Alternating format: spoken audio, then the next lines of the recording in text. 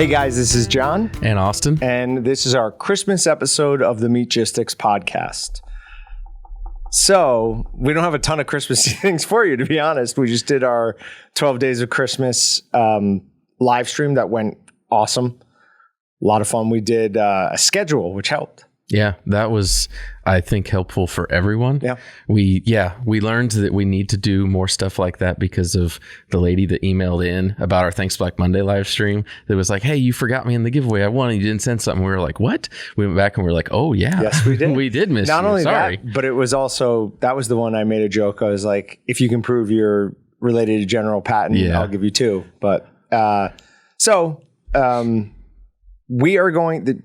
After what we're doing here, we have an entire hour and something of Kurt Ratzlaff from BHA and I talking, drinking, discussing some hunting trips he was on, discussing, you know how he and I get. Mm-hmm. So I love when he gets to come on and like just the stories because he gets to do so much fun stuff. He does. I love listening to him. I don't know.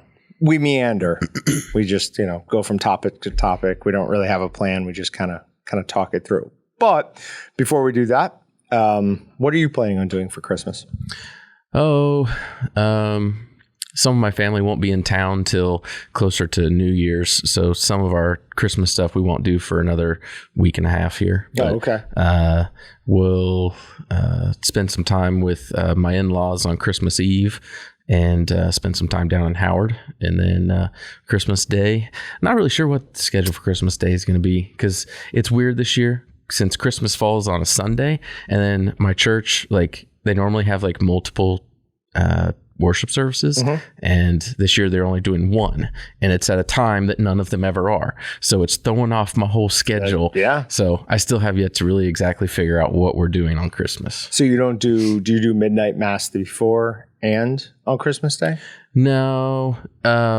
If we were going to be in town Christmas Eve, we have like what's called like a candlelight service. It's not at midnight. It's like 10 or 11 o'clock. Oh yeah. We just call it midnight, not at midnight. Okay. Yeah. But I like doing that. But since we're going to be out of town all day, and then got a 3-year-old and 1-year-old at home, probably not going to drag them out for that. We'll drag them out for church Sunday morning, where we won't miss that. But probably this year, unfortunately, we're probably going to skip the Christmas Eve night service. Yeah. But which is disappointing because that's one of my favorite services. I love like everyone. I don't know if in churches you normally go to, like they actually like we pass out candles. Everybody lights the candles. You sit there. I like fire, so it's entertaining. But my favorite part of church every year is Oh Holy Night. Mm-hmm. And so I go to New Spring, and then last year, 2 years ago, it worked out where I went there. Then I went up to see my sister, and they were all going to church. So that's Catholic church. So I went with them there. Both of them completely butchered that song. And I was so mad. I was unreasonably mad. I'm like, well, you guys have ruined my Christmas. Thank you very much. Not really, but that's my favorite part of what we used to call midnight mass was that everybody's singing that. I don't know why, just always has been. But yeah, I'm going up to Kansas City, spend time with my sister. My mom's coming down, so cool. Get to see some people. I'm excited for that. Very cool. And you are taking off Tuesday, right? Yep. Yeah. So yeah, Monday and Tuesday. I'll be back Wednesday. So we'll see you next week. So we'll do the podcast. Okay. Yep. And all of this awesome stories and a good rant will be ready for that. And maybe I'll finally get a way to view that study we were talking about with the gut microbiome. Yeah. Real quick, they did a study that is your gut microbiome controlling your urge to work out. It does something with the dopamine. So it gives like way better gratification for physical activity, making you want to do it more. And I need to find out what this gut microbiome is because I keep finding and having more stuff that I like see and people send to me about your gut microbiome affecting all these different things, and I don't want to believe it. But I know it. Like I know it's true just based upon how I feel when I eat certain things, and like when I'm eating healthier, I feel better. But I like eating junk food. I don't like eating well. I'm in a really good mood today. Last night, around 10 o'clock, I feel pressure on the end of the bed, and I know what's happening. So I put my foot down there. I go, no. but it was too late. Brutus was on his way up onto the bed, and he laid basically right on top of me. I mean, like right next to me. And he put his head on my lap, on his paw, and like he's just. So I quickly realized, okay, I'm not sleeping in the bed tonight. This isn't going to work. And you can't move him once he falls asleep. He will not move. It is the most ridiculous thing ever. So I'm like, all right, kind of laugh about it. I'm like, I'll go out and sleep on the couch. Like, it didn't bother me. Normally, I'd be like, you rat dog. But I was just like, yeah, whatever. And then woke up this morning and I was just like, yeah, I'm in a really good mood. I ate a ton of my wife's cookies yesterday. So my current theory is that I've been not eating enough carbs. Huh. So I don't know. Maybe. We're going to try it out. But I have to read that study because I'm really interested in what it is. Follow the food pyramid, Jon. Yes, the food pyramid. It's the best thing ever. Best thing. All right, but speaking of food, Speaking of food, we got something special. Even though we're going to be kind of short on the part and jump into Jon's conversation with Kurt, we had to get to this. We talked about something a couple podcasts ago and a certain type of protein, and I found some at the store, special lasagna flavored crickets. So, first of all, I don't like lasagna. It's it literally comes in a test tube, and it's just little baby crickets seasoned up with lasagna flavor. To give you more confidence in eating it, they put it in a test tube. All right, so yeah, it's got to be a good amount of them all down the hatch at once. So do we have about the same amount? Yeah, it's hard to tell. My hand's so much bigger than yours. All right, you ready? Hold on. Before you guys go, this story came out today about Heat star Jimmy Butler misses game due to stomach bug days after eating crickets. No. Ready? No. You ready? No. Yep. 1, 2, 3. Yep, true story. Gastrointestinal illness. I don't know if I'd say lasagna. Very subtle lasagna. There's just Tomato no moisture. pasty, maybe? Yeah. And there's not a lot of salt. Italian flavor, Yeah. basically, with maybe a little bit of tomato powder. They're not bad. They're so dry. They're very dry. That's accurate. It's kind of like a Some of them still have their wings and some don't. yeah. Why'd they come in a thing that like a single cigar would come in? Right? This is what it I looks mean, like. it seems like convenient now. I mean, what else do you put them in? But plastic would probably be. Yeah. A bag? Yeah, a little Anything. tiny little bag. It makes me think of like when you're making like a green bean casserole and you put the little onion crunchies on top. It's like that without any onion flavor, or really without any flavor at all. Yeah. There's not a lot of flavor to it, but it just has a little bit of crunch to it, and it's not bad. No, I wouldn't say it's bad. It's not good. Like, I wouldn't buy them again, but to try, yeah, not bad. Certainly not the grossest thing we've eaten by any stretch of the imagination. We've eaten some, horrible things compared to that. Garlic, tomato, spices, basil, parsley. Yeah, so basically everything you would expect to see. And Long story short, I'd say if you're ever fed cricket, don't panic. you're going to be fine. It's not that bad. Unless you're Jimmy Butler. Then you're going to apparently have a stomach issue. All right, so we will get into our conversation with Kurt, unless you had anything else you want to talk about. That's all. Just want to say Merry Christmas, everybody. Merry Christmas from everybody here at Walton's to all you listeners. We really do appreciate it, and hope you guys have a great Christmas, great New Year, and let's hope 2023 is a little bit easier on everybody than 2021 and 2022 were. So thanks a lot, guys. Hey guys, this is Jon, and we've got another episode of the Meatgistics podcast for you. Now, we don't have Austin here. We have Kurt. Hey guys. Our good friend from BHA, the Kansas chapter. Probably the person that's been on the show the most, I would imagine, other than us. Maybe. I think I need credits at this point or something. No, I just take the free beer. I'll be good with that. So, because Kurt has come in to lament a recent hunt and relive that with him, I decided we needed some beers for this. And I'm all for that. Kurt will never turn it down. So we've got Walnut River Fool for You. I swear I can read, though it didn't sound like I could there. It's a 6.9% kettle soured ale with cranberry, vanilla, orange zest, and lactose. Uh-oh. Lactose. All I saw was sour. Let's see how this is. We'll give it a whirl.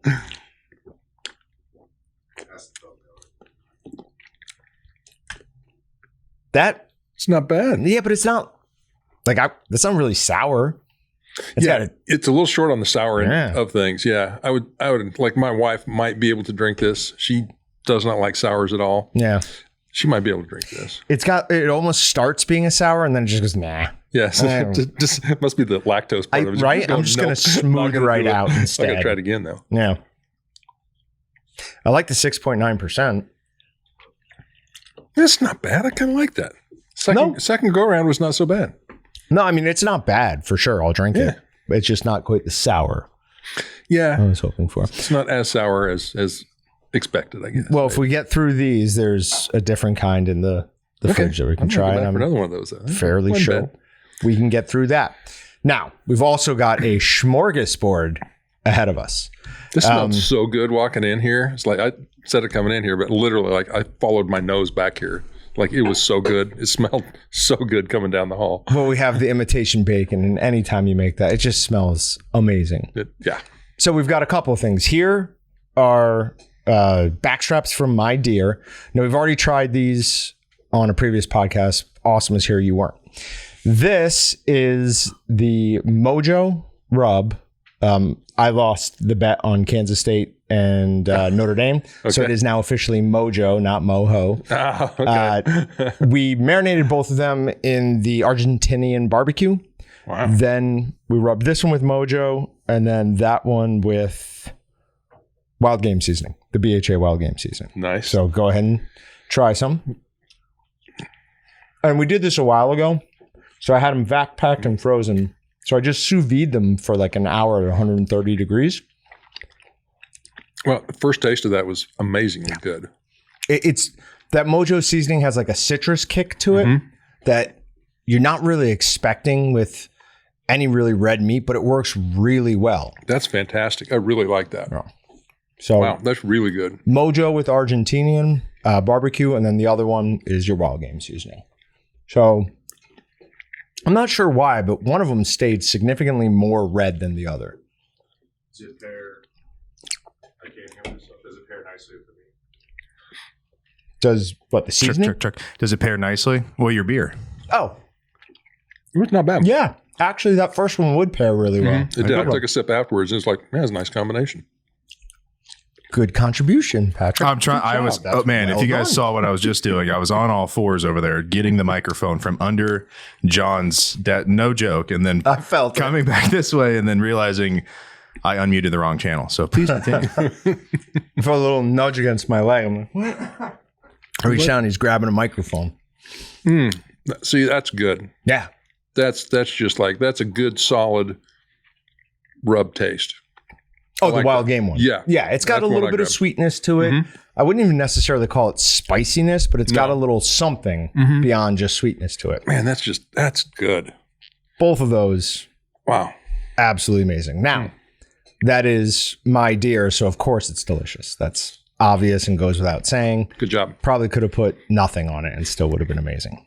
But that's really good. When we tried them the first time, I tried that one first and I was just over the moon at how good it was. And I was like, I know I'm going to like that one better than this one. Then I tried this and I am like honestly shocked by how much I like this with the Mojo. It's really seriously good. Yeah. Anyone who doesn't like deer, well, I mean, so much of not like deer, though. Well, so much of it is by how people handle it. Oh, 100%. That's absolutely certain. So if you don't handle it well, no matter how you season it, it's not going to taste great. Yeah, and that's where when people say it tastes gamey, that's where that comes in. If you don't handle the animal appropriately out in the field and all the way through, that's when the gaminess comes in. Or if you overcook it. Yep. That's and two ways. So we got to keep that out of Austin's hands. Like you can't let him cook wild game. So just go, no, 165. It's like, let's get that out of you. No. Wow, I got to do one more of these guys. Okay. That is so good. And then we have, now this isn't my deer. This is a deer that, what was his name? Kinetic Connection gave us to process. So this is the imitation bacon deer. All things being equal, this might be my favorite thing that we make here. Really? Because it's just so good. It smelled so good coming down the hall. So close to bacon. And so you ground. This is ground. Mm-hmm. Ground it up, put some pork fat in it, mix in the seasoning, form it into a loaf, and then you can either smoke it or cook it in your oven. But either way, it is just... Wow. Yeah. That's super good. I mean, BLTs with these are amazing. Mix it up into any dish you're making or just eat it plain. I've never had this before. Really? Yeah. I've never had this before. And this is really, really, really, really good. Next time you stop by, I've got another brick of it in my home freezer. Wow. I will show you that and make you jealous, not let you take it. No, I'll give you a brick of it. Or in fact, you can take what's in the Quail. Man, that's super good. That is super good. If you go back in the history of this, year over year over year, we sell more of it and more of it and more of it and more of it. Because I think more people are taking like a lot of the smaller cuts of their deer or whatever and making this with it just because it's so easy and it's so good.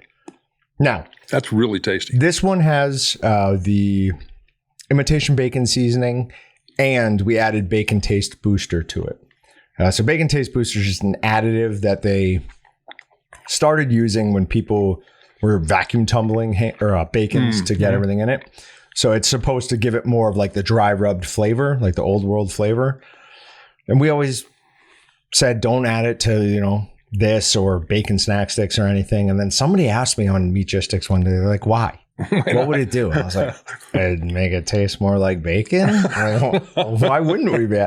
So then I just started adding it to everything. Like, bacon's a secondary ingredient in that. Probably needs some bacon taste booster. Of course. It's delicious. How do you go wrong with Love more this bacon? stuff.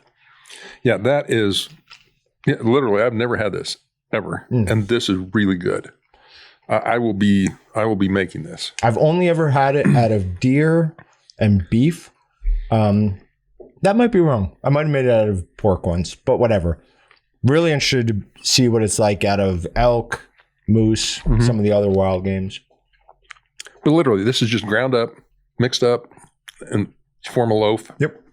And then slice it. Yep. So you want to smoke it, and then smoke it or cook it in an oven. Now, it's just like a snack stick or a summer sausage. You want to get it really nice and sticky so that everything will hold together. If you don't do that, it has a tendency to fat out.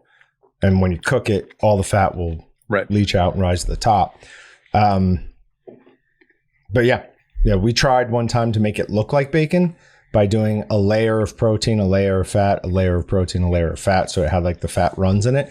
Yeah, that didn't work at all. That fat cooked right out and then up the side. And we had fat on the top and they didn't stick together at all. So as soon as you cooked, it was just like, the fat all melted. Somehow I thought that might happen as you were going through that.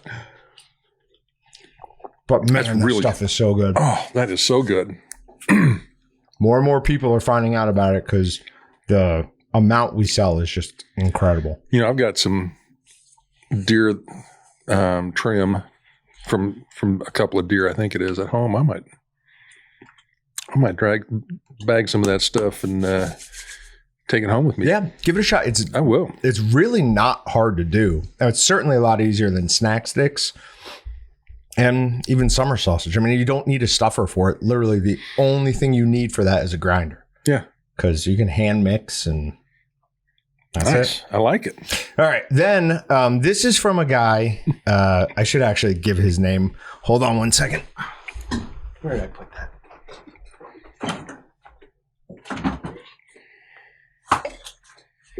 I know I put it somewhere. Oh, there it is. Leave that in, Patrick. Make them suffer. This is from Paul and Del Fishers. It's a German sausage with sauerkraut. This is a guy who gave me a snack stick. I'm pretty sure it's him at least. Gave me a snack stick once. It was Willie's with pickled jalapenos that he let dry out for a while, extra garlic powder, mustard seed, and a few other things. And it was one of the best one of the best snack sticks I've ever had. So we're going to give this a shot too. There we go. See what it's like. I'm assuming it's going to be pretty good. You add sauerkraut to basically anything and I'll like it. It's got a good look to it too. I like that. Yeah. So what he did to do that was he ground his fat and his lean separately. Yep. So that'll give you those nice big chunks of fat in there. Yep. It looks really good.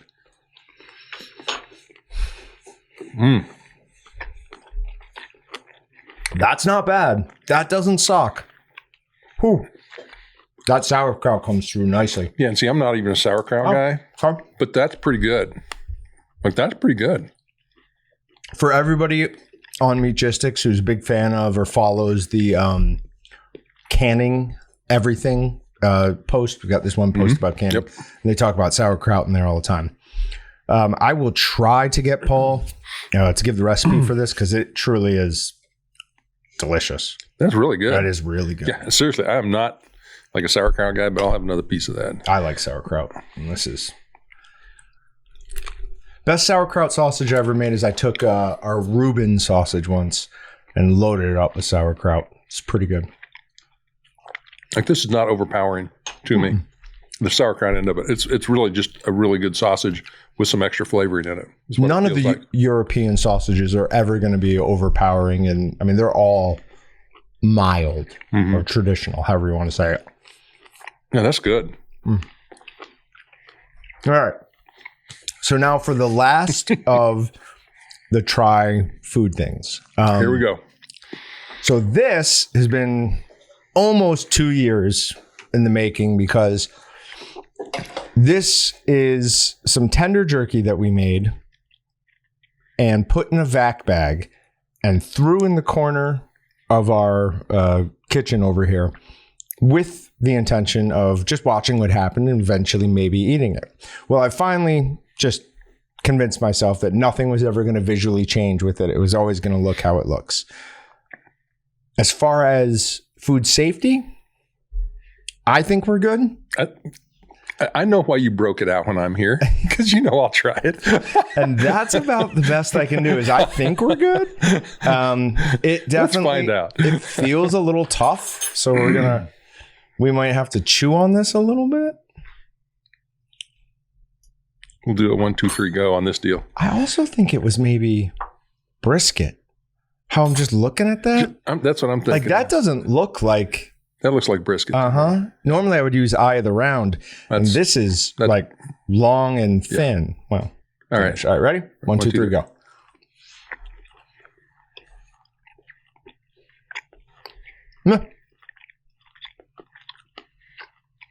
Chewy. Takes a little bit to get a little flavor going, like you'd expect. And this was on the shelf sitting out here. How long? At least 20 months. Wow. I think maybe a little bit longer than that. Flavor's still good. It takes a little bit to get there, but once it gets there, that's your tender jerky. It's like you have to rehydrate it with your saliva. Or with beer. Maybe I'll try that. Or with beer. That could work. We probably shouldn't eat any more of that just in case. We'll talk again. Oh, ye of little faith. Come on, we'll man. talk again in 24 hours, see if we're all feeling okay still. We'll be fine. I got a doctor's appointment tomorrow, so I'm covered. You're good. Or, you could never go to the doctor. Yeah, that's the way some people Just go stay through life, healthy right? all the time. All right. All right. So that is, I will continue snacking on this, but that is the end of the food portion. That was good, like straight across, all of it. Like I said, the jerky was a little dry because it's been sitting out on the countertop for Forever. for Forever. a year and a half or whatever. Nope. Now, real quick, before it was in a vac bag. Right. Okay. Yeah. Just not. Yep. Not just sitting out there. We're not psychotic. I would hope not. But and it was good. It was fine. Took a little bit to get going, but outside of that, which is understandable, it was good. Okay. So you were supposed to be on a while ago for this. Yeah, you canceled me a couple of times now, so I don't feel like that's it at all. You got sick. I did get sick there for a while. And then last week, other things were going on. Yeah. That's true. That's all true. I'll grant you that. So you were supposed to initially go on this hunt with Brett, I believe. Oh, yeah. Man, that was a long time ago. That was a long time. Yes. Yeah. Brett was supposed to go bird hunting with us in Montana with my wife. He and his wife, me and my wife, we were supposed to get together up in Montana and chase some sharp-tailed grouse. Right. And then, Yeah, he chickened out. That's my version. I don't think so, Brett. I think you braved out. You're too brave to go.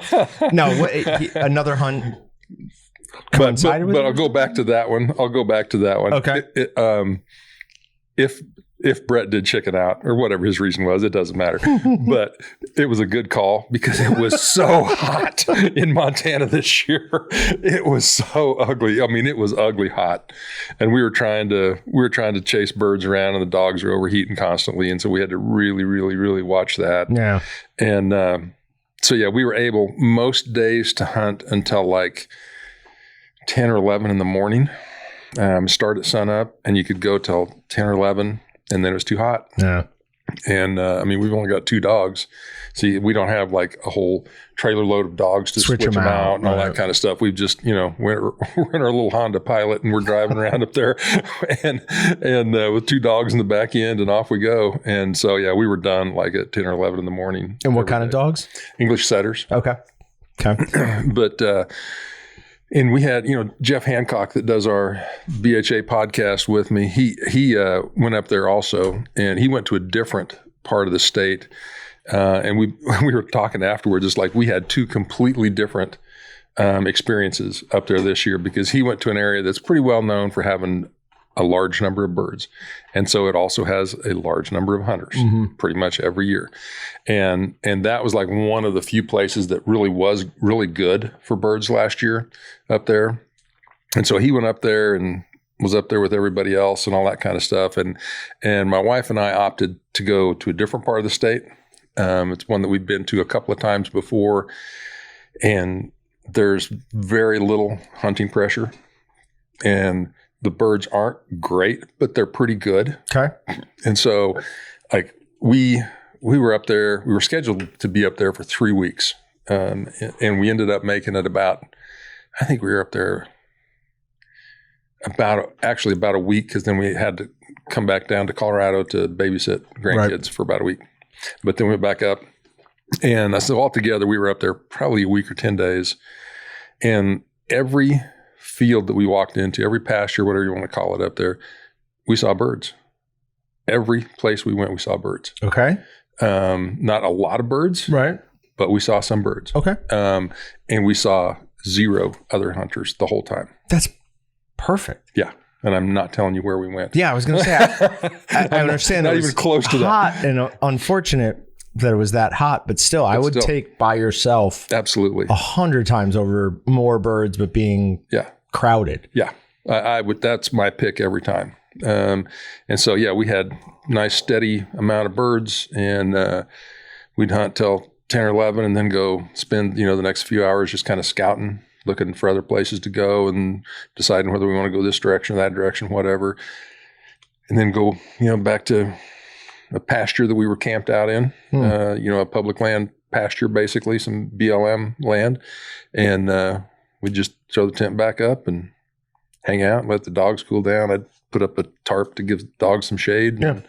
And it's pretty pleasant way to spend some time. Did they have streams, rivers, anything that they could go? No. Okay. You gotta haul your own water for the most part. Okay. Yeah. And so we'd come back down into a town every 2 or 3 days, usually, get more water and gas the car up and get some ice for the cooler and then back out again. And your wife's a trooper. Oh yeah. If I try to do that with my wife, she'd be like, "You're going by yourself." What do you? Oh yeah. Well, yeah, you should look in the, did you get your backcountry journal? I did. Her picture is in there. In the, what do they call it? Backcountry bounty or something like that, where they show people with what they have. Did I take a picture of that when I got it and send it to you? No. I feel like you did. I don't think so. No. Thinking of something. Yeah. But anyway, her picture's in there with one of our dogs. Awesome. From that Montana hunt. So that's cool. She was very proud of that bird too. Cause that was 100% her. Cause I forget what I was doing. I was pulling burrs out of a dog or something. I can't remember. And, she was, I don't know, a couple 100 yards away and just kind of standing over there. And she heard a Sharpie. They have a little sound that they make, just like a cluck kind of cluck kind of sound. And she heard that. And she looked over just in time to see this bird's head pop up and then went back down. And so I got done with the dog, and she's like, "Send one of the dogs over here." And so I had one of the dogs go over there, and she took the dog up there and got the bird up and shot it. So awesome. She was pretty happy with that. So what are you doing with those? I assume, are we just taking the breasts, or how are their legs? The legs are a little tough. I usually take like the meaty part of the thigh if I can, if it's not shot up. Okay. I might take the meaty part of the thigh out of it to use that with the breast. And we had the Sharpies that we got, we vacuum sealed them and put them on the Walton's website here a while back. And that works super good. I mean, that works super good. But yeah, and there's a soup or a stew, I forget what it's called, which one it is, that we make with those. And it's like a Native American version of what they would be eating, what they would have eaten back in the day. And it's really good. And so it's got the Native American, I think they call it the Three Sisters. It's like corn, beans, and squash. Okay. That was the three staples that they kind of had. And so you take that, and with the Sharpie, make a broth from the bones, and off you go. And it's fantastic. It's really, really good. That's like one of my favorite. I love soups and stews in the wintertime. So like that's what I live on. Yeah. It's one of my favorites. Huh.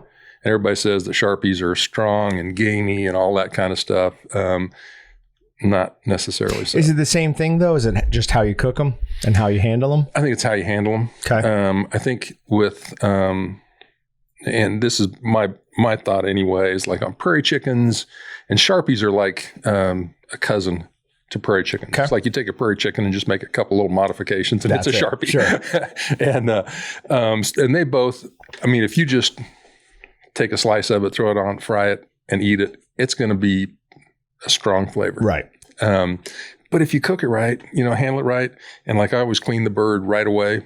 Like when we get a bird, like if I don't stop and pull the innards out right then, there's usually something else going on or something that I want to get to right quick, because I do it that quickly. Okay. And just get them cleaned right there and put it back in the game bag, and off you go. So in the, say, 11 days of hunting? 11, 10, yeah, something like that. 11, 12, I don't know, something like that. Yeah. How many birds you get? We ate a few while we were up there. That's got to be an awesome experience. Fun. Yeah, for sure. That's always a lot of fun. But I think we brought back I want to say 13 Sharpies and we shot some Hungarian partridge, some Huns. We got some of those as well. There's like a quail. I haven't seen one of those. Okay. They're it's kind of like the Montana version of quail. They're in a cubby and all that kind of stuff, and they're super cool birds. Does Montana have a version of the meadowlark? They have meadowlarks. They have meadowlarks themselves. Okay. Yeah. Guess I'll stay away. Yeah. Because I want to go there bird hunting. So they're super cool birds though. And so, yeah, we brought back a nice amount to make a bunch of pots of soup with. Cool. So yeah, I'm pretty happy. In fact, we're probably going to have some tomorrow. So and I've got some thawing out right now to put in. So stew is your favorite thing to do with grouse? Yeah. Yes. Okay. For sure. Yeah. I like that a lot. How much meat do you get off grouse? It's like a pheasant. It's like if it's like a small pheasant. Okay. That's the prairie chicken Sharpie grouse kind of thing. Do you know what the limit per day was up there? It was, oh man, it's either 3 or 4 per person. Okay. I think it's 3. That's just off the top of my head. I can't remember for sure. Something like that. Because people who don't like eating their birds, like I always want to tell them, some of my favorite sausages, or specifically snack sticks that we've made, was pheasant.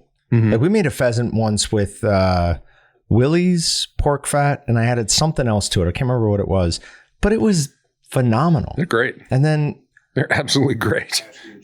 Hatch green chili, we made the bratwurst out of them. They were incredible. And then this last time, from the birds we brought back from Colby, I made a cream cheese mix. Then I wrapped it in bacon, and the secret apparently is prosciutto. Oh, really? Oh my God. Like bacon wrapped is good. Prosciutto and bacon wrapped is absolutely next level. During the podcast, I must have eaten 12 of them. Like I just kept grabbing more and more and more. And I think Austin and Patrick both held themselves to like 1 or 2. I look down, they're all gone. I'm like, I ate all of those. But they're yeah. Pheasant is really good to cook with, eat with, all that kind of stuff. Yeah, it's super. I started to say it's easy to use. You can dry it out really quickly. You know, like you can a lot of things that are lean, but it's not any different than anything else really on that regard. But yeah, it has such a. I feel like it has a very complementary flavor to a lot of things.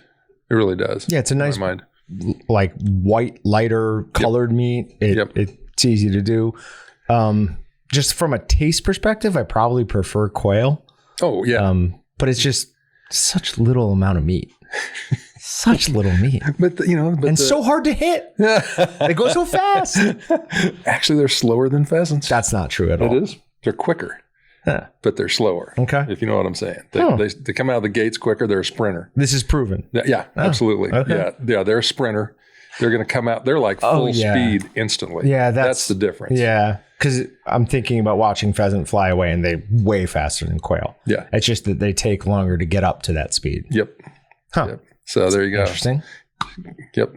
So, you got that is the one thing about quail. Like their speed is pretty much constant. You know, when you get a rooster that gets up out there and gets out a ways, like they are really cooking. They're going to have to like increase your lead a bunch and all that kind of stuff. But, you know, quail, they're pretty much going to go the speed that they're going to go. So you just get to figure out the right lead, and then you're good to go. Same thing happens to me every time I go bird hunting as happens to me when I go sporting clay shooting. Is about halfway through, I remember, no, you can't stop the gun. You have to keep it moving. And then everything gets way better. Yeah. But it's that first half where it's like, why can't I hit anything? Yep. And it's like, oh, because you're stupid. Keep swinging. You're stupid. So you camped out every night there? Yeah. Or most nights there? Yeah. Just on like I said, there's some BLM Land Bureau of Land Management stuff up there, like all over the place. So you get your little map out and find a place to stay, and we found a spot that we really like. It's way off the beaten path, and we tend to go back there pretty much every time we go up there. Okay. And it's fun, like we are a real oddity to all the farmers and ranchers around there, and so all of them stop by after a few days. They're all kind of like looking out of the corner of their eye, you know, the first couple of days, like, what are those crazy people doing? And then they go, oh yeah, it's those crazy folks from Kansas. And so then they start stopping in and talking to us and stuff. And that's cool. Yeah, it's a lot of fun. We got to know most of them in the area now. So it's a lot of fun. I imagine the night sky up there has got to be something to see. It is incredible because we are nowhere near a town of any size at all. Right. And so it's a wonderful, wonderful show. It's a reason to get up in the middle of the night. If you get an extra nap or something in the afternoon, get up in the middle of the night, check out the stars for a while. Yeah, I've always, not always, but I miss that. Even being in Wichita, there's so much light pollution that you got to drive an a long hour ways. Or so to be able to see anything. Yep. Well, to be able to see anything great. But it is, there's a reason that they came up with all those constellations and because they stared at it forever and just were amazed by it. Yeah, one of our favorite pictures we've ever taken up there is of a moon coming up over the prairie out there, and it was a super moon night or whatever it was, and I mean it looked like you could just like reach out and touch it. It was just right there, and it was a pretty cool moment seeing that whole thing. Now you're out mostly on the plains? Yes. Okay. Absolutely. Yeah. So we're not too worried about bears. No. Zero worries about that. Okay. Always got serenaded at night by lots and lots of coyotes. I always like that. Had a couple of close ones a few times. That was kind of fun. So, but yeah, no bears because we're always out in the plains. Did you hear about the bear in Tennessee, or not the bear, the dog in Tennessee? No. So it's a, what is it? They're the Great Pyrenees guarding sheep, killed 8 coyotes. Is that right? Who were, he said the owner came out and he's like, the dog was in, there is 2 dogs. Both of them were in the pen with the sheep. One of them had him backed up into the corner protecting them. And this one was just running around killing coyotes. It's like, so then that dog came over the fence and started killing them outside the fence. And he said they had like a half-hour running battle up and down this creek. Wow. And then the dog disappeared for 2 days to like go hide and lick its wounds and stuff. Right. He's like, when it got back, they were missing. It was missing part of its tail. Like he's like, it looked like someone had tried to skin it. He's like, but we found, I can't remember if he said 8 or 9 dead coyotes. That's amazing. Yeah. I love hearing stories Well like done. that. Yeah. Well done, dog. I hate coyotes. They annoy me. Don't hate them. Ah. They've got a place. Scavenger? I mean, there's enough birds that could probably do that. Yeah, they're scavengers. They can eat all the other smaller critters. Yeah. Maybe get rid of some of the skunks and coons and stuff like that. I'd rather have skunks around than coyotes. Not me. That's one I hate. Yeah, my dog is a freaking idiot with them. I think twice, maybe 3 times now. Bald eagles are back here. Yep. Every time, I swear to you, like I let my dogs off the leash and we walk in this field every day. Brutus will see it before anybody else, and he doesn't want to go anywhere near it. He will stop on the edge of the field and just look at it. He's like, that's not supposed to be there, and that's big. Because I'm big, but that thing's big, and I don't want to go. They are big. He will wait till it flies off to like come with even 500 yards of it. Nice. Yeah. Oh, well, it's sissy. Yeah, those things are really, really big. My favorite bald eagle encounter was up in Minnesota. We took another couple up there one time, and we caught a bunch of fish. And so the other guy and I paddled over across the lake to clean a bunch of fish. So we weren't doing it right there in camp. And 2 bald eagles got in a fight right above us, trying to see who was going to be there for the fish scraps. Yeah. And they were literally midair fighting. Like, that's awesome. Just like 20 yards above us. That was pretty cool. That is cool. That was amazing. A little unnerving, thinking, I hope they don't start coming after me to get my fish. Your talons, that'd tear you up pretty bad. Yeah, pretty bad. Cool. I don't know that that's ever been documented that an eagle has attacked a person. I wouldn't. Golden eagle. But when they're 20 yards away from you, you have thoughts like that. Close enough. Close enough. That's right. For sure. For sure. You want another beer? I still have a little left. Yeah. Okay. I'm going to grab one. Okay. Well, since you're there. There you go. You want one of those or the browns? I'll take another one of these. This one's kind of growing on me. It's not bad. Nothing bad about it. It's just. Yeah. I like it. Great. All right. So those are the good hunting stories. Yeah. Yeah. Those were good. Unfortunately, that didn't continue too much, did it? Thanks for that. Yeah, we've had a few others that were not quite so good. In fact, we had one that we had that was it was a beautiful day. It was awesome. We recorded our podcast episode with the upland game forecast. Me and Jeff Hancock that does the podcast, and Jeff Prendergast, who's the wildlife and parks guy that is in charge of pheasant and quail for the state. We went prairie chicken hunting and went to a great looking spot and just walked a long ways and never saw one. Never shot at anything? No, nothing. But man, it was a great looking spot. I mean, and Prendergast said that he's talked to guys that have seen chickens on there before. But there was one little part of it that we didn't go back into. So I'm sure that's where they were at. They all ran. Of course. No, prairie chicken's a runner, right? No, they run some. They're not like a pheasant. Not that bad? No. Okay. I always kind of think of them as almost like an antelope. They use the same kind of defense mechanism as an antelope does. Like they're always up high so that they can see. And if they see something coming, they're gone. Gone. Yeah. And so they use their vision a lot more as a defense mechanism, I think, than other birds do. It's just kind of they're a prairie bird. And so they can get up on something that's a little bit higher and they can see. So then they just fly, and they fly a long ways. If they get up, then they're just gone. But later in the season, that's really true. Early in the season, it's not as bad. Sometimes you can get back into them. What are they more focused on earlier in the season? Mating or? No, like like the prairie chicken season runs currently from September 15 to the end of January. I think it is now. Okay. Again, check the regs. Yep. It always changes. But so early in the season, like September and October, they are in like little smaller groups, like family groups of like 5 or 6 usually. And they like to stay close to one another a little bit, and so they'll hold pretty good for dogs. And they are normally they're always the thing that's weird about prairie chickens and sharp-tailed grouse is like around here you want to like get out and bust the brush to get the birds up and all that kind of stuff. If you're thinking like that for prairie chickens or sharpies, you're not going to find any because they're in stuff that's about this tall. Okay. Which is one of the reasons I love to hunt sharpies, because you can see your dogs. Really, you can see them really well up in Montana because the grass is all about like that. So you can see your dog working and all that kind of stuff. And it's wonderful. And the same thing pretty well holds true for prairie chickens here. You can see your dogs work. It's a lot more fun. I enjoy that part of it a lot.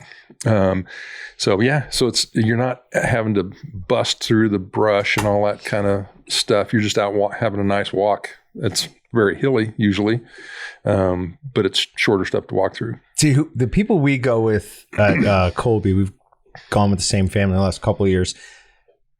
I think I made it fairly clear the first year that I like going through, like, yeah, send me through whatever's toughest. I'm like, I'll just like keep pushing through it. Like that to me is, I think they use me more like a dog than a hunter. Like, yeah, get in there and push those birds out. We know you can't hit anything, so just go for it. But all right, but how big is a prairie chicken? They're smaller than a pheasant, just a little bit smaller than a pheasant. So if it's in something this high, it's almost, you could see it. Yeah, but you can't. Yeah. Okay. Yeah, I mean, you can be right on top of them and can't hardly see them.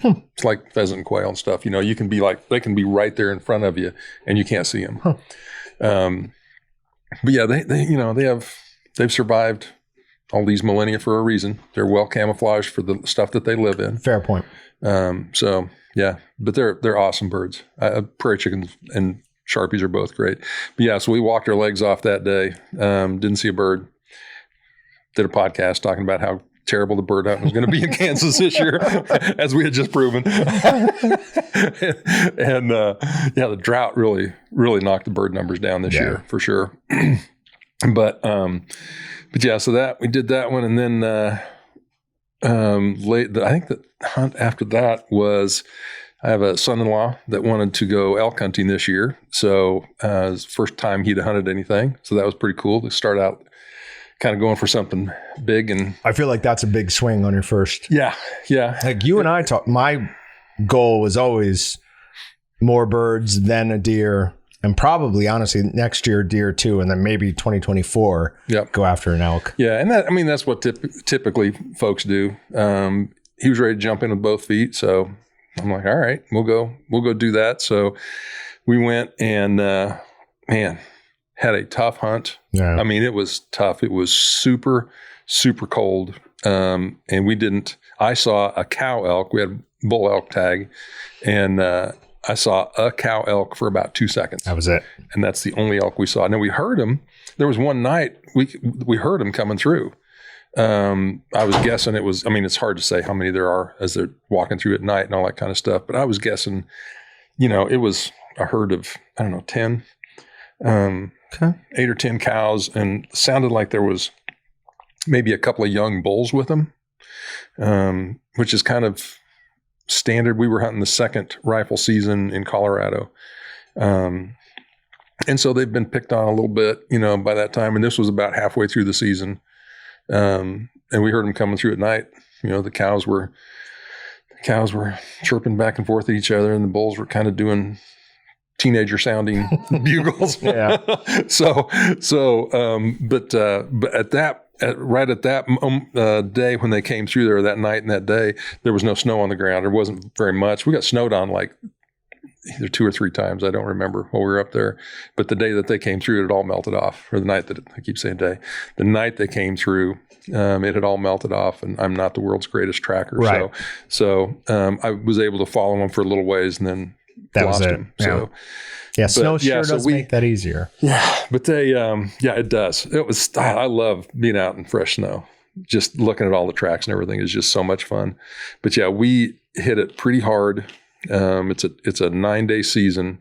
There was a big windstorm that came through, and the good part about where we hunted was, the place that we hunted, like it was like an hour and a half from where we camped to their front door.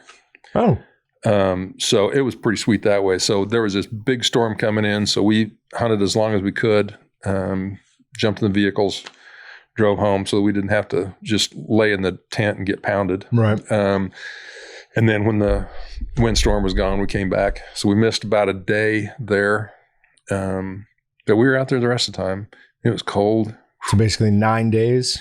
Yeah, we were out there. I think we were out there probably a total of 7. Okay. Seven and a half, something like that. And it was cold. And seeing one for a minute. Yeah. The high point for me, since there was not any elk to really get excited about, Sure. One of the mornings when it had just snowed, we were sneaking up through the forest and stuff, and came across some very, very fresh mountain lion tracks. And that was super cool. Oh, yeah. I really got a kick out of that. That was super cool because I got down and looked around the prints and everything, and you could still see where the snow had like puffed out when they around it. Yeah. Oh. Yeah. So it was. That is very fresh. Yeah. It was nice and fresh. And I really got a kick out of that. So I told my son, I was like, we're out here hunting the same thing that guy is. Mm-hmm. So he knows this. This is his home court. Let's follow him and see where he's going. And so we just followed that cat's trail through the forest. Very good plan. And followed it as long as we could anyway. And then it went down a cliff. Something, yeah. And it's like, humans can't go down. That's right. No.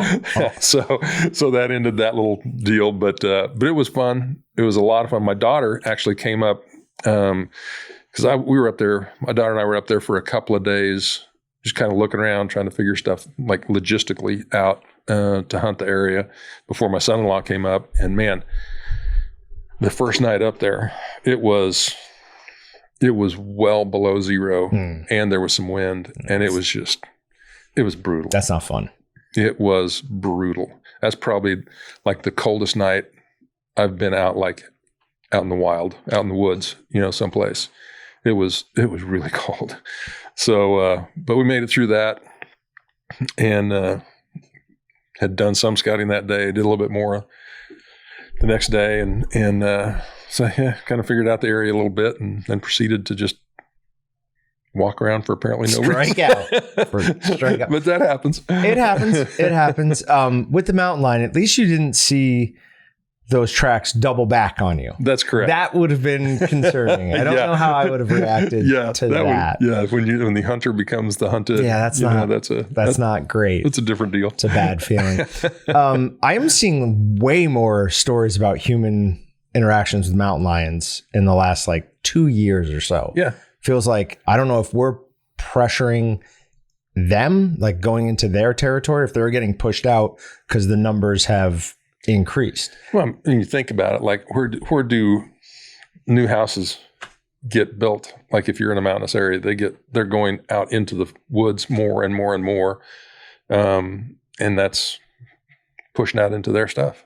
Okay, so does anybody do census of mountain lion population? Oh, I'm sure they do. Trying to track that. I wonder if it's on the decline or increase? No, I think it's on the increase. Yeah. Yeah. I would imagine. So, juveniles getting pushed out, yep. And they're going to have to find somewhere to be. Yep. I think you're right, though. I think there are more mountain lion human interactions. Oh, yeah. Than what used to be. Now, granted, I pay way more attention to it now than I used to. Yeah. So, but just the number of times it pops up on my regular news feed, it's right. Shocking. Yep. Yeah. It's it's always fun to think, oh man. And I've seen mountain lions out in the wild, I think twice. But it's fun. I saw a full grown adult apparently, because it was it Tom? Yeah. It was running. Okay. I don't know, but it was a big animal. Yeah, it was a big animal. It was impressive. And where was this? In Colorado. I think that one was in Rocky Mountain National Park. I think. Yeah, I think that was that one. But it's also funny to think about. There was the jogger up by. I think he was up by Horsetooth Reservoir, up by Fort Collins. This has been 4 or 5 years ago.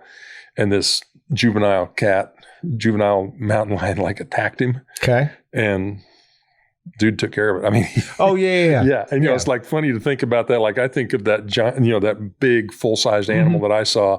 I was like, there's no way that I'm surviving an attack by that thing. I mean, you're supposed to fight them, if they attack you. But that one was far from an adult. Yeah, it was a youngster. It was a very small It was a cat. youngster for sure. But it's always just like in my mind, I'm always like, man, how'd that guy do that? But you got to scale it back a little bit from what I always think of. Now, let me be very clear. I'm not taking anything away from that guy because, listen, a small house cat can put up a fight. A bobcat, I would way rather not tangle with. Yeah. A small mountain lion, I would prefer to run away as opposed to getting into any fight with it. Yeah. But, I mean, the difference between that and a full-grown, 200-pound male mountain lion is night and day. Yeah, for sure. Yeah, and when I saw those tracks in the snow, the first thing I heard game biology with BHA stuff. I've talked to a lot of game biologists and stuff now. Luckily, I like that a lot. They're good guys, good people. I shouldn't say guys, people. But they always say, oh yeah, people always think they see mountain lions and it's just a big bobcat, and blah, blah, blah. And so I was hearing that like in the back of my head as I was looking at those tracks in the snow. I was like, now, is this really a mountain lion or is this just a bobcat and I'm getting carried away and all that kind of stuff?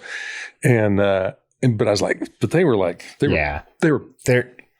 were big tracks. And then later on that same morning, we ran across some bobcat tracks. And I was like, okay, there is a difference. There's that one and there's that one. Now, for how big a bobcat is, it still does have big paws. Yes. Like, absolutely. But it's not the same size as a mountain lion. No. I say this as if I have a ton of experience with mountain lions, but I did get a little bit obsessed for a while when I thought I saw one near our house. So I did a bunch of looking up on how the tracks are. Plus, my big dog, his paws are ridiculous size. So if he'll walk through mud and we come back a day or two later, I always look at him like, no. It's like, oh, maybe there is one around here. Always weird hope. So yeah, we hit it hard. I don't have any thoughts that we didn't hunt hard enough on that elk hunt. We hit it hard and got into some good places. Yeah. We saw... It was interesting. The first day that we were out there, we saw this. We had gone way back in there, and we saw 3 people that were walking through on this little sort of road kind of thing that was off a ways from us. But we saw 3 people, and we kept thinking, oh, maybe they're going to spook something over to us because we were a ways away from them, and we kept thinking that. And then we kept seeing it was that from that same group. Like the first day we saw 3 people. The next day we saw 2 people, and then the next day we saw 1 person, and then after that we didn't see any of them. But we didn't see any elk either. So I don't know that we were doing anything great, but that was kind of interesting to see the numbers get smaller each day. That was kind of fun. That's what happens. Now he had you, so that obviously is a huge advantage. But do you think there was anything from his inexperience that played into it all? No. This was my call. So I screwed up. I picked a bad area. I feel like, I could have, and you never know. Right. But there, we had a long conversation about halfway through about, maybe we should because I had sort of scouted a couple of other places that I thought would be pretty good. I mean, we had several places in the little area that we were in, but then we could have also gone to a whole different part of the unit. Hindsight's 20/20. It's like, we should have gone up there, but who knows? Right. I mean, we heard elk coming through, walking right by camp one night, so we weren't terribly wrong. Just didn't get into them. So that happens. That is frustrating, though. It is. Very frustrating. It is. But so luckily I still have a little bit of elk meat from last year in my freezer. So I'm still okay. Wish I had a lot more. For you, it's absolutely elk then deer. Yes. Okay. As far as what I prefer Quality. to eat. Yeah. I mean, I love eating deer. Right. I have zero problems eating deer. That's for sure. But elk's a little better. Okay. I like it a little bit more. They're all, I throw antelope in there too. I love eating antelope just as much as the other ones. Every time I think of the fact that there's antelope here, it makes me think of that one thing. Anytime you bring up some project I always say those aren't the idiots who want to bring back it's like the Serengeti or the West or something like that. Yeah, the Serengeti, but it American feel Serengeti. I don't know. It doesn't feel like there's so many of those groups that have something like that in their name. It's like I don't know. But yeah, no, antelope they're all over the place in Wyoming. Like Wyoming's got. What's that? When we drove up to Missoula, we saw them nonstop. Yep. Does not feel like that's an American animal. They look more like an African animal. They look and sound like that, in my mind, is an African animal. Yeah. Are they native to here? Or did somebody bring them over a long time ago? Those are absolutely native. 100% native. The American pronghorn. Yep. Huh. Yep. They are absolutely. And they are such an interesting animal. It's like they're not related to hardly anything. They're their own kind of deal. They're not just a deer? No. They are a whole different species than deer. They're absolutely not a deer. They're not a member of the deer family or whatever. What is it that would possibly separate them out from a deer? One thing is their antlers versus horns thing. Okay. They've got the horns, I guess it is, that are not bone. They're technically like hair. Mm-hmm. So yeah, I mean they're those don't fall off every year. Sorry, I didn't mean to put you on the spot. No, that's fine. I should know that. Well, like a rhino's horn doesn't fall off. Yeah, I don't know. I can't remember. I sitting here right now after a beer and other stuff going on. That'll happen. I can't remember. Okay. So whatever. Huh. But they're awesome, and a lot of people say that they're not that good to eat. Again, it's how you handle them. They have a very high metabolism, so you gotta get those moving, taken care of in a hurry. In my humble opinion, and it's usually not always, but usually a little warmer when you're doing an antelope hunt. So you put that a little warmer weather on top of a high metabolism in the animal, and you got to move quick. So deer, elk, anything like that? Do you hang? Do you hang your meat, or you just go right away? I have. I've tried that. Okay. I've done that whole experiment, and I can I feel like you can dry age in your refrigerator. Like that's what I do. Because anymore I do the what's called the gutless method when I cut up deer. Like I don't pull all the innards out anymore. I just don't. You're looking at me like, what are you talking about? What do you do? I quarter them. Okay. So like you take you can take off a back leg, and then you take off a front leg, and then you take out the back strap, and that's most of it right there. Then you got a few little pieces here and there to clean up, but leave all the guts in there. And the reason why I do that is chronic wasting disease in deer. Okay. That is like going to be a problem, like a big problem in Kansas. Sure. It's spread. It's here. It's all over the state, and it's it's a bad deal. Like the numbers in the western part of the state, the numbers of deer are sharply declining right now, and I think that's why. But the game biologists always say that chronic wasting disease moves at 55 miles an hour. Because it's you and me that's spreading the disease. Hunters go out to western Kansas, shoot a deer, bring it back to Wichita, cut it up, and then they're like, I'll just drive outside of town and drop it in a ditch, drop the carcass in a ditch, and the coyotes will clean it up. Okay. If that animal has CWD, you just put CWD here in Wichita, here in Sedgwick County or whatever, because it's in that particular disease is in the brain and the spinal fluid. Yeah. Okay. So it goes into the soil. That's the thing. It's crazy. It's a crazy disease. But if I'm out in Benton, I shoot my deer, I gut it right there. What the coyote's going to eat stays in Benton. Doesn't come back to me with the carcass. But the disease is in the spinal column, and then I'm throwing that out, and you're putting that.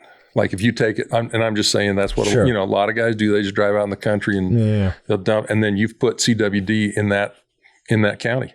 And so if what you do is you quarter it right where you kill it, then if it has CWD, at least it just stays right there.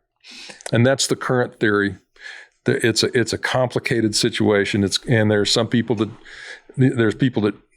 think that CWD is not a problem. And there's all kinds of internet stuff. Yeah, but I haven't met any of those people. But there are some of those people. But yeah, that's what for deer, I do it for that reason, on deer. And to be honest, I also practice for elk. Because if I shoot an elk, it's probably going to be a long ways from any place. And I have to be able to process it out in the field. And so doing it with a deer, fair point, is good practice. Yep. And I always have my backpack with me. So I just pack out the pieces of deer meat that I have. And I've done it enough now that I bone it out right there. Like I walk out of the field with boneless meat. And then I can take that, what started this whole discussion, and then I can take that home and put that in my refrigerator and age it that way. Because we were talking about, do I hang it and all that kind of stuff. And I've dry aged that way, just like in my refrigerator at home. Just letting it sit there. I know that you have to let it hang so that it releases and all that kind of stuff. I don't buy that. Right.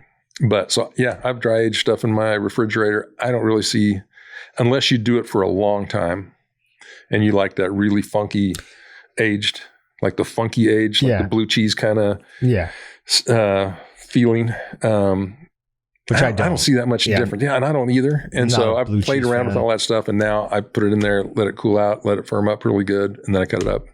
Plus, as soon as you take that hide off and start dry aging it, you're losing, like that meat is evaporating. All the moisture is evaporating out of it. Yeah, fine. The enzymes are more tender or tenderizing the meat in the inside, but you're losing quantity to change the quality. I wouldn't even say improve, just change. Just change it. I think that's a fair statement. I really do.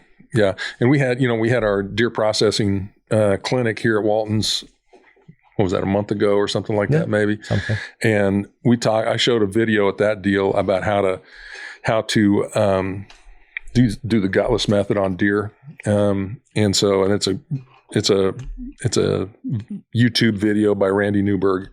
He does a really good job of it. So if anybody wants to see that, check that out. It's easy to find, but it's a super easy way. I think it's easier than the traditional method. Okay. I just think it's super easy. And I mean, especially if you just like are pulling off the legs and you don't have that far to go, it's a piece of cake. You can take it home easily in a cooler. You don't have the whole mess at home of hanging it up and, doing all the stuff that you got to do. And it's just easy. What are you losing out though? How are you getting the neck meat? That's got to be hard on the ground. Not really. No? No, what you do is you skin it half at a time. Like you do the top half, bottom half. Let's say the right half of the deer. And then, so you just do that part and then I always to that hide. Yeah. And so it works pretty well. I always bring like a trash bag, or like one of our BHA guys brings a cheap shower curtain and lays that out. Yeah. And then you use that to put the stuff on as you're cutting it off to keep it clean. After you do it a couple of times, it's easier than the other way. You got to do it a couple of times to kind of get the rhythm of it and stuff. But it's easier. And do you have a good like actual deer skinning knife? Yeah. I mean, I've got my knife that I've had forever. It's my field. Yeah. I used to, do the regular method with that same knife. It's nothing special. Okay. And you can use we've had the discussion before about the scalpel type knives that some guys like to use out in the field. And I'm not one of those guys. I like a nice strong blade, because there's pieces in there where you need to get a little leverage going. Well, just for skinning, I use we have lamb skinning knives. Exactly. From Victoria's. It was awesome. Those are perfect. Yeah, it's not that sharp. No. You can cut through, and I did a time or two, but in general, it's going to do most of the work for you just as you're pushing it down. Yeah, and when I was in my dad's processing shop where we cut up, a gajillion deer, that's what we used was a lamb skinner to skin it and do most of the work. That's what we used all the time on a deer. So yeah, that's a great knife. Just the 5-inch lamb skinner. Yep, it's 5-inch. Yep. Yeah, and that's just that's a great tool to use for that. I do like to have Like in that video that I was just talking about, the guy that does that one, he likes to have 2 knives. He likes the little scalpely thing to do most of the stuff with. But then there's a couple of places where you have to like pop a tendon or something, right? And you need a little leverage, right? And you don't want to break off one of those little scalpel blades in there. Go flying. Yeah. And that's my big problem with them. I'm not the most delicate dude in the world. And so wow. I just don't trust me at all. I would snap those things like crazy. And then there's a problem. It's interesting. Sometimes I look at you and just can see an older version of myself. Like I've said, how many times have I said, I'm not a careful person. I'm not good at like detail. It's just, there we go. This is not the shirt I started wearing today. There's blood all over it. So that's funny. Yeah. But that clinic, by the way, that we held here, that was so cool. That was, we've had like big ones, like you put on a summer sausage clinic here that was super well attended last January. I have no idea what time is anymore. Yeah, I hear you. I looked like I actually prepared for this today. We did 2 of them in January, and then we did this one in November. And the January ones were really, really well attended. And this one we had in November. We tried some different things with it, and there was like 8 guys there. Right. And which would seem like, oh, that's too bad. And yeah, we didn't raise any money. But what we had was like a whole group of people who had never cut up a deer in their life. Yep. Never had touched really a deer to cut it up at all. Most of them had at least shot a deer. Some of them hadn't even shot a deer yet. And so then taking like a small group like that and working like intensely with them and having a couple of them get in there and, cut stuff up themselves and all that kind of stuff. I found that like teaching that thing, that was super rewarding. Yep. Because those people left like they knew what I could just tell every one of them were like, yeah, I can do this. And so that was really cool. So thanks for giving us a place to do that. Yeah, that was awesome. I think that's all we did that time. I don't think I was involved at all in that one. I came in and stole one of your knives. I'm like, all right, I'm out of here. I'll see you later. So yeah. So that's obviously we've done some smaller classes. We had a guy come in. He does some financial stuff, and for like his group, he wanted to have them teach or have them be taught how to make sausage. And we know him through another way anyways. But like initially he's like, yeah, it's going to be like 26 people. And then on like the day of or maybe the day before, he's like, yeah, I think it's like 10 now. I was like, oh, that's so much better. Yeah. Like, we're going to have such a better time with less people. And yeah, for sure. Can let everybody try something, show them exactly what to do. Yeah, it's fun. The 50 class that we had in January, still my favorite story of the year for BHA purposes, came out of one of those classes because it was a father and son that came to the how to cut up a deer class that we did, and it was on a Saturday morning, and they went out with outdoor mentors that afternoon, and the son shot a deer, and they took it home, and then they cut it up on Sunday morning. I mean, that's pretty perfect. That's pretty awesome. Yeah. And even the punchline beyond that is about a month later, that father and son showed up at a conservation project that we did out at El Dorado State Park. And they were already like thinking that they needed to give back, which I think was just, that was like, ooh, pulling at the heartstrings there. That was pretty cool. That is great. That was awesome. That's absolutely awesome. Yeah. Full circle. Yeah, it was. So that was super, super cool. Yeah. Mike has been, we had him in here, I don't know, maybe 2 months ago for a short little thing on one of his giveaways. He's been drawing a lot of names that aren't me for his gun of the week. And it's just every time I saw it today, I was just like, you need to buy more tickets. No, I can't buy more tickets. I spend. Talk to Mike. He'll tell you that. Just in case my wife watches this, I spend money, maybe not too much, but probably too much trying to win those things. But I am buying, this last time I went out to Colby, convinced me finally that over-unders are for sporting clays and they're not the best in the field. So, really? Okay. Yeah, I just got sick of having to, because we hunt way more quail than pheasant, way more quail than pheasant. It's just, they're up and they're everywhere. Right. And I'm a bit of a panicker.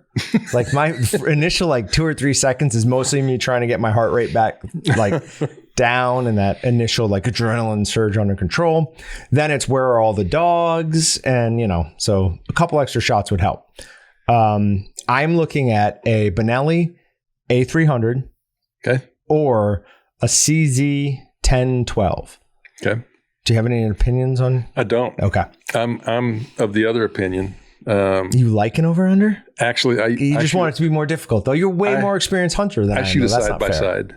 So. Oh God. Sorry. Brett saw that, so they were giving one of those away at Colby. I go, why would you want that? And Brett's like, are you kidding me? It's awesome. I'm like, no, it's not. It is not awesome. Do you really hunt with side by side? That's literally like the gun that I shoot on 99% of the times I pull a trigger. I love that gun. I have no idea why. It's a side by side what? What's the model? It's a Browning. Okay. And it's just called a BSS, Browning side by side. Okay. It's old. It's beat up, kind of like me. And so we get along real well. And actually, it was a present that I bought for myself when I made partner in my law firm. Okay. In the big law firm that so I was it's in got for a while.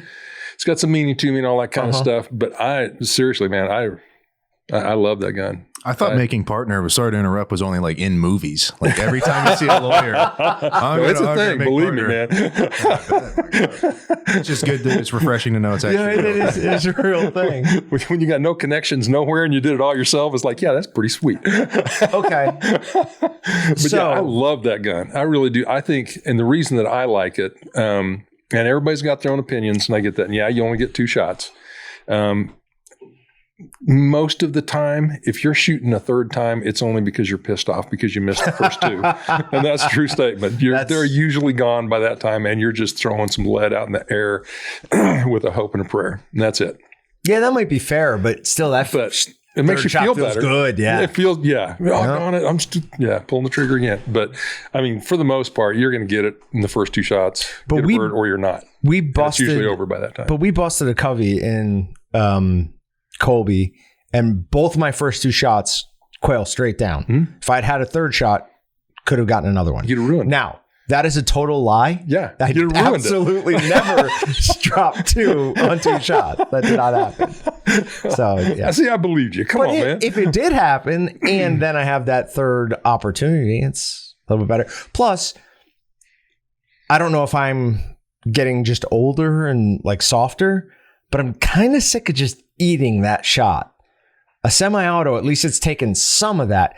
I had a serious black and blue on both my upper bicep and inner shoulder. You need to shoot more. No, mine is, listen, my shotgun weighs about as much as this knife. Oh, well, see, that's not is unbelievably light, and it just all transfers right back into my shoulder.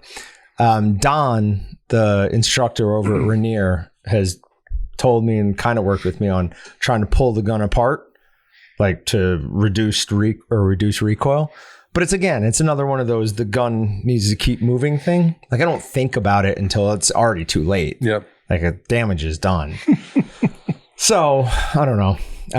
I'm leaning slightly more towards the CZ for a few reasons. The only, I don't even know if it's a downside. Does camo matter on a shotgun? No. At all. The only times that I think it could matter is if you're turkey hunting or waterfowl. I don't want a waterfowl hunt. Smart but I do want to. And even at that, it's like, I don't know. I think it's mainly like it looks cool thing. And if you like that look. So it's for you. Yeah. Yeah.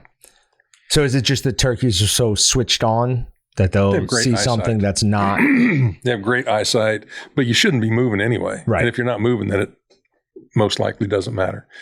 Excuse me. So it's whatever you like. Like I'm a surprise. I'm an old guy, and I like the old, wood stock and black barrel. Yeah. That's what I like. So that's what like all of my guns are. Yeah, that's what I'm looking at too. So I feel a little bit bad now for making fun of your side by side because only Everybody because does. Feel free. that's why I like my truck. It's because it's old and beaten, and nobody else would like it but me. Yeah. That's why I like it. Yeah. So, all right. Yeah. But no, it's fine. Everybody makes fun of my side by side because it's a, everybody says that's an old man gun or whatever. Well, I've been shooting it since I was like 35 or whatever. So it's not that much of an old man gun. That's not that old. I mean, you make it sound like you're 70 something. I'm 63. Yeah, I mean, that's damn not close. 70 something.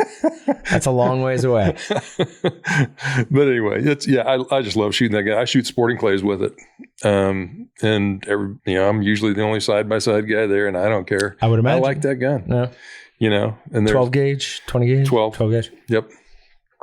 Yep. Yeah, it's just a good old gun. It's got issues. I was chasing a rooster one time and didn't see a little wire that was in the snow and tripped and face planted. And in fact, that's what we still call that field to this day is face plant field. You want to go hunt face plant? So it's like, then I broke the stock on it because it's got like in the design of it, there's like one little area that's it's a kind of a weak spot. Right. They probably should have made that a little stronger. And I broke that thing right there and had to get the stock fixed. But yeah, it's a great gun. There you go. How many years have you had it? Since you're 35? So we're looking I don't know, since I was 30 years? Yeah, at least. A good amount of time. Yeah. So it's good. I like it. That's awesome. It's beat up, man. It's got no finish left on the stock. It's just wood and metal, and that's about it. Maybe it's time for an upgrade, though. No, that's all right. As you get older, it's okay to have nice things. I've got lots of other guns in my safe. I've got lots of you just don't take way them out? nicer guns. I don't take them out. I don't shoot them as well.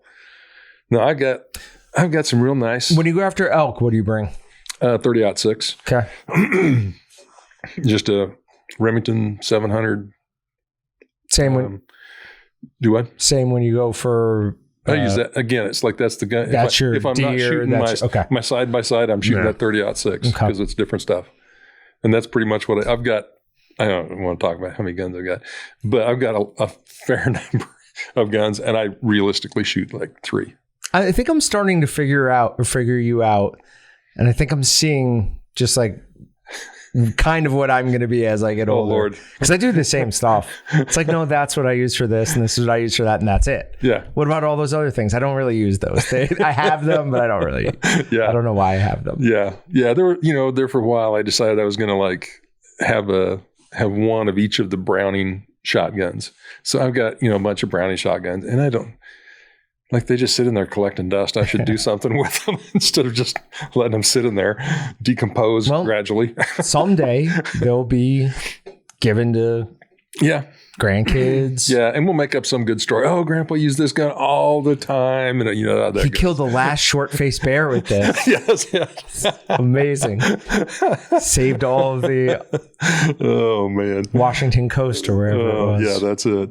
But yeah, it is funny how you get you develop your favorites, and that's just what you use. That's the way it goes. That is. I've got one handgun that I shoot. I've got one .22 rifle that if I'm going to go plinking or if I'm going to go shoot squirrels or something, one rifle and one shotgun. And that's like literally I could easily get along just with that. Easily. So I saw somebody put a red dot on a 22 lever action Golden Boy. What?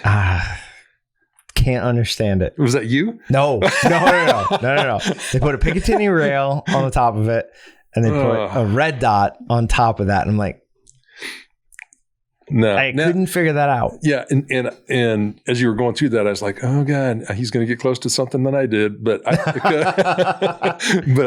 I used to hunt hogs a lot. Okay. And at one point I got frustrated because they would like run into a bunch of brush and you couldn't get them out. And so I decided that screw that. I'm going to get a gun that I can wade into the brush and go after them and that's smart and get up close and take care of business. And so I bought a 30-30 lever action. Okay. And put just like a 1 power scope on there so that you could keep both eyes open and shoot that way, and slicked up the action pretty good so I could shoot it pretty quick. So yeah, that's what I had. And I thought that maybe was where you were going. No. But it's like, yeah, then you got off onto the whole golden boy thing.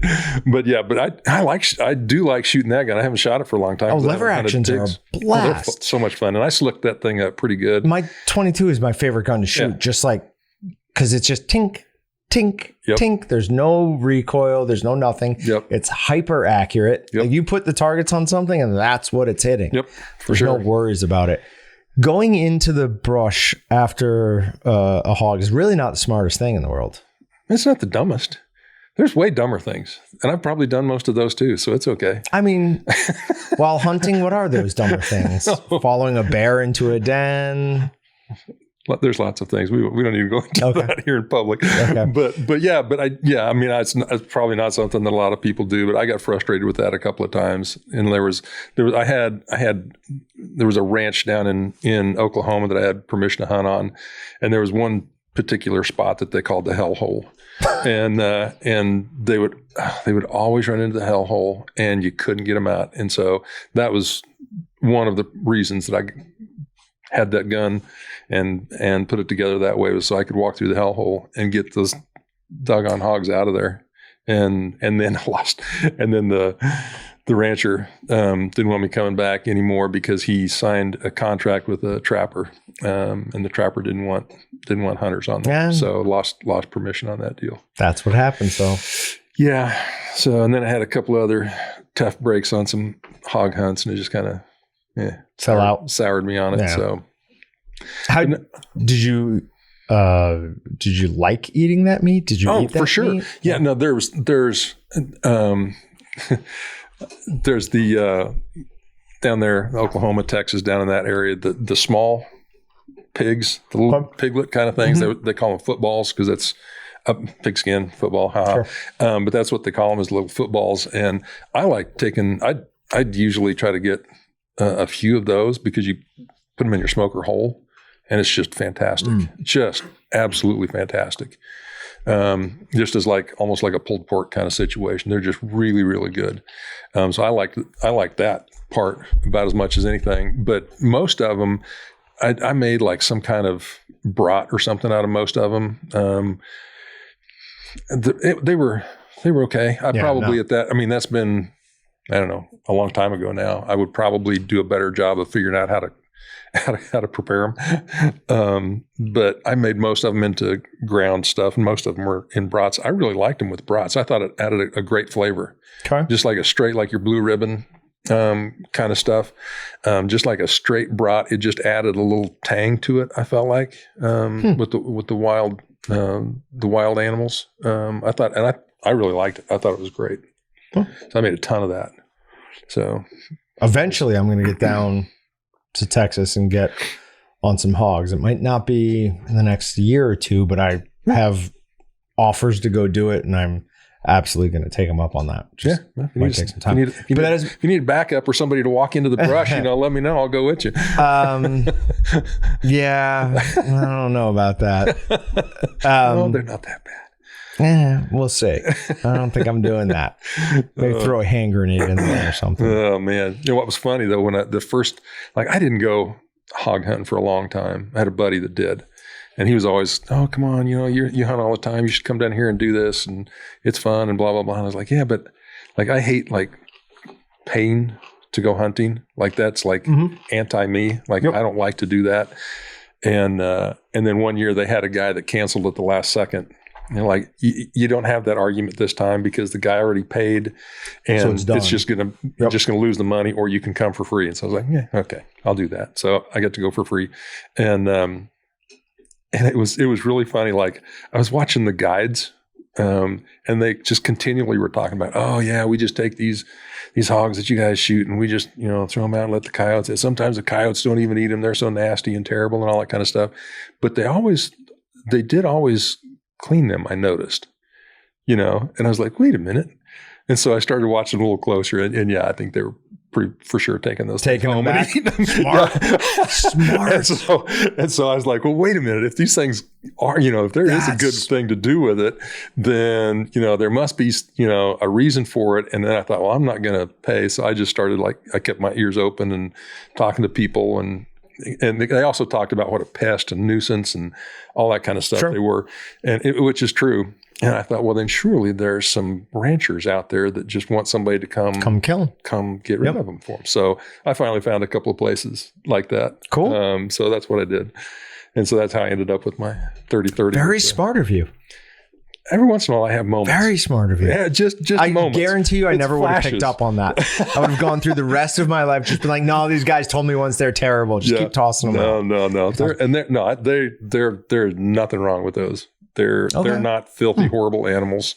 You can make darn good stuff out of them. I'm sure there's much better things to do with them than I did, because I was, I had kids and all that kind of stuff, and I was just cranking through as much meat as I could to feed kids. And they liked brats, and so I made a bajillion pounds of brats over the I do tend to do the same thing. I find one thing I want to do with something, I just do all of it in that. But all right, we are way past an hour. So, and I've got multiple things I still have to do after having drank a few beers. So we're going to cut it here. Kurt, all right. Thanks for coming in. Always a pleasure, man. We'll talk to you guys next time.